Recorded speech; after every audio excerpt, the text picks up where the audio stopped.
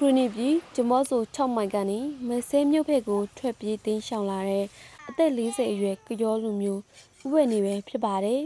။ဥပနေဟာဆီယနာသိပြီးတဲ့နောက်2021မေလကစပြီးဆိတ်ရှောင်ခဲ့ရတာပါ။အခုဆိုရင်၄နှစ်ကျော်ရှိနေပါပြီ။ဒီကာလအတွင်းမှာသူတို့မိသားစုဟာနေရာလေးခုအထိပြောင်းရွှေ့ခဲ့ရတဲ့အတွက်စားဝတ်နေရေးအကျက်သေးတွေနဲ့နေ့စဉ်နေ့တိုင်းရင်ဆိုင်ခဲ့ရတယ်လို့ဆိုပါတယ်လက်ရှိမှာဥပနေဟာစနီးတဲ့နဲ့အတူကျောင်းနေအရွယ်ကလေး၄ဦးကိုစောက်ရှောက်နေရတာပါကလေးမုတ်ဖို့ပါဝင်တနစ်တာအသုံးစရိတ်ကအနည်းဆုံးကျ1000ခန့်ကုန်ကြတာကြောင့်မိသားစုအတွက်မလုပ်ဘူးတဲ့အလုပ်ကိုပါဝင်ငွေရအောင်လုပ်နေရတယ်လို့ပြောပါတယ်အဲ့တော့မြို့ပါပဲဒီကျွန်တော်တို့လည်းမလုပ်ဘူးတဲ့ဟာတွေပြန်လုပ်ဘူးတဲ့ဒီရှောက်တဲ့ခြေဆိုတော့အလုပ်ကမရှိပါဘူးပရိုဖက်ရှင်နယ်ဖက်ချက်မှာရောက်တဲ့ခြေကကျတော့ကြောက်တွေလာခဲ့ဖို့ကြောက်တွေပါတယ်တထူရသေးတယ်ဒီဖက်ရောက်ခါကျတော့မြို့ဘာလဲမလုပ်ဘူးတဲ့ဘာလဲဟစ်တယ်လဲလုပ်ရသေးတယ်ကျောင်းနေအရွယ်ကလေးငယ်တွေရဲ့ကုန်ကြစရိတ်နဲ့မိသားစုအတွက်အလောက်ကန်ရှားပါပြီးရက်တီဖို့ခက်ခဲတယ်ဒီလိုအချိန်မှာမိသားစုစာအုပ်နေရဲ့အတွက်စိတ်ခေါ်မှုတရက်ဖြစ်လာခဲ့ပါတယ်ဆိတ်ရှောင်နေရင်မိသားစုစာအုပ်နေရဲ့အတွက်တနန်တစ်ပိုင်းစိုက်ပြိုးမွေးမြူရေးတွေလုပ်ခဲ့ပေမယ့်အရှုံးနဲ့ပဲရင်ဆိုင်ခဲ့ရကြောင်းဥပနီကအခုလိုပဲဖွင့်ဟပြောပြပါတယ်15ခုနှစ်ပြီးခဲ့တဲ့တနေ့ကျွန်တော်ရှာထားတဲ့ပတ်စာဒီတနေ့မှာပဲအကလောက်ကုန်သွားတယ်ဘာဖြစ်လဲဆိုရင်ဒီတနေ့နဲ့ပပရတဲ့ပတ်စာကျွန်တော်ဗလဲတော်ရခေါ်တယ်စိုက်တယ်ဒါပေမဲ့တော်ရစဘာကဘယ်မှာရှုံးသွားလဲဆိုကျွန်တော်အမျိုးယူမလို့သူ့နေရာဒီတနဲ့မတဲလို့တော့အမျိုးယူမလို့ဘာမှမရလိုက်ရဘူးနော်ဒီစဘာဒီတော်ရစဘာနော်ဝဲမွေးတယ်ဝဲမွေးပြတော့လဲ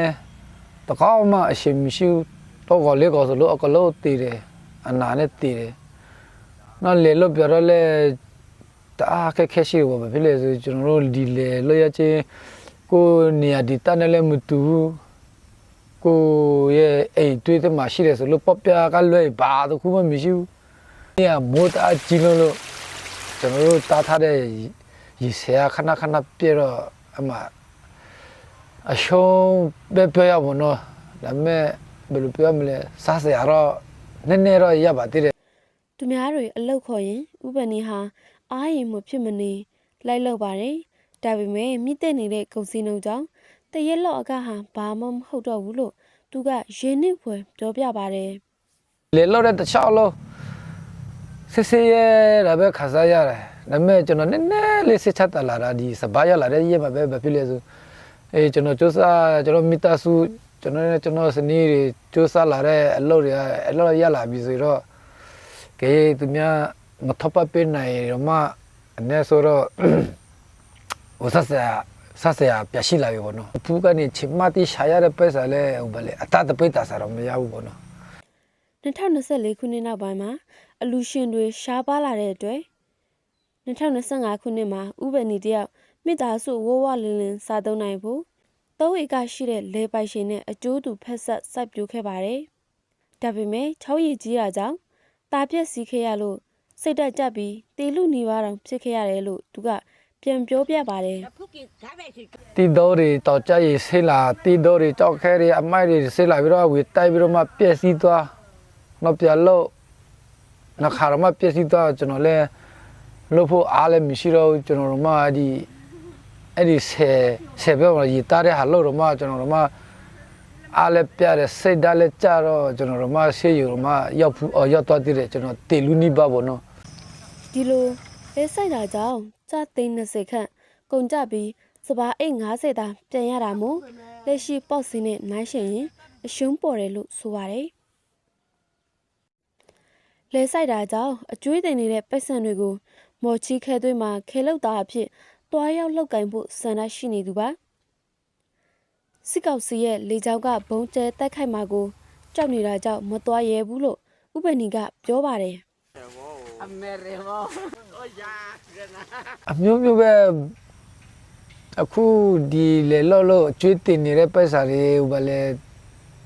ဒီတ တော့ရှာမယ်ဆိုရင်လည်းတော့ရှာမယ်နေရာလဲဘုတ်ကျဲမှာလဲကြောက်တော့